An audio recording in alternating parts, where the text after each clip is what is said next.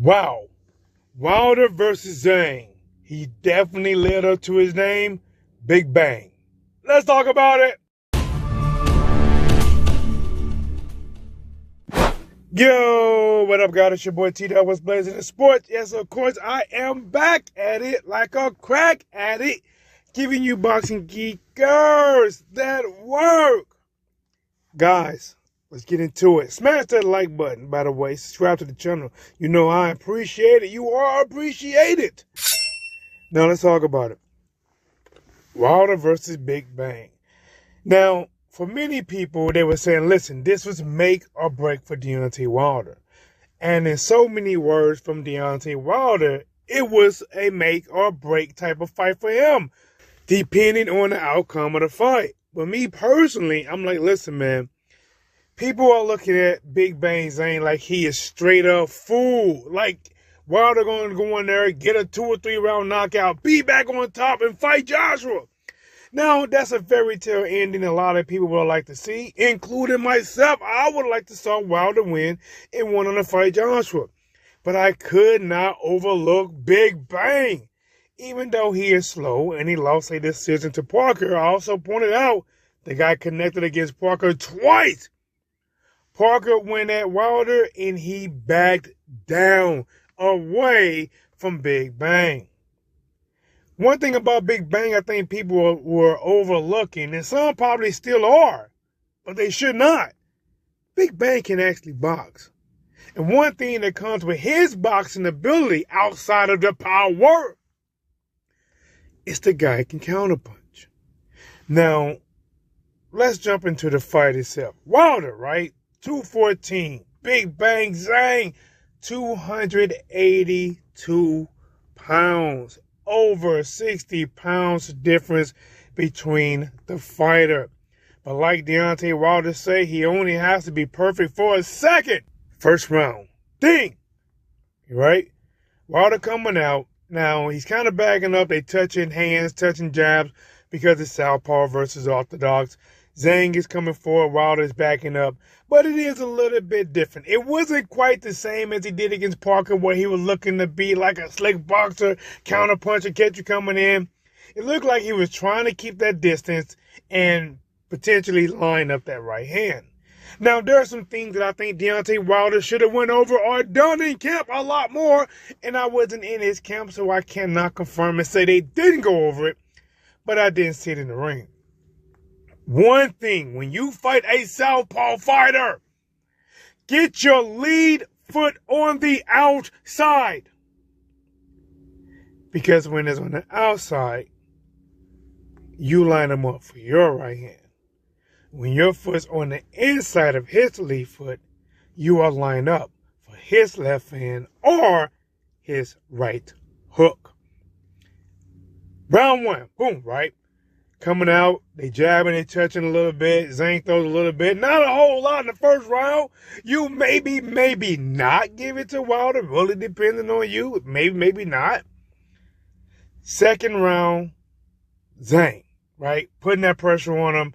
And I remember one time in the fight didn't go that long. One time in the fight, Zhang had Wilder in the corner. And this is the time that I was like, oh, man, is he going to catch Wilder with something crazy? Because he was cornering Wilder a lot throughout this fight and keeping him on the ropes. And he was throwing them shots, right? Boom, boom. Wilder was coming back, uppercut, right hand, right hook. But it was Zhang who was getting in the most meaningful punch. I remember it was a left hand that came in right when Wilder was about to try to throw his right, caught Wilder. Wow! Hit him. Turned his head real quick. Wilder came back to the cover up and he got out of there. Now, here's the punch they got Wilder, right? It was the round he got knocked out in. Wilder was actually started to have some success. The Wilder fans was like, is this it? He throws the right hand, catches Zhang as he was backing up, but he catches him moving backwards. Boom!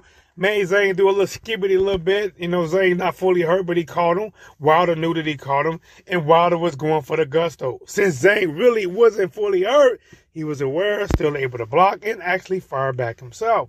Now let's get into the knockout punch. And this is the punch where if you have not already, you hit that like. Subscribe. We trying to reach that 10K one day.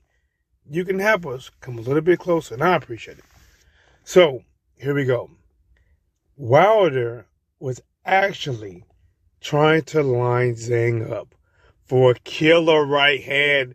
He was lining him up for a death stroke. He was looking to do that step, come with the knife. But what Zhang did in response was perfect. See, Wilder threw his lead right hand, right? Coming straight at him, throws the right hand. Zhang slightly leans to his own left and slips the shot.